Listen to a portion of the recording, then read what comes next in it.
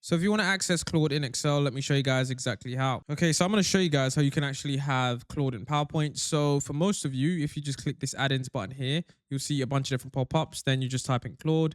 Then you just click add-in. It's the one that is Claude by Anthropic. Hopefully there aren't too many, fake ones. So just click add-in right there, and then it will essentially pop up. Now I've already installed this, so this should be fine.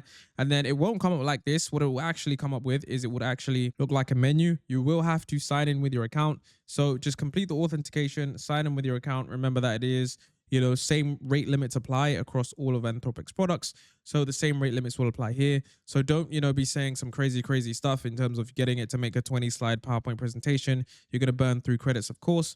And yeah, if this doesn't work for you, let's say it doesn't appear here, you can just click the link in the description, which is the Claude by Anthropic PowerPoint, and then click get it now.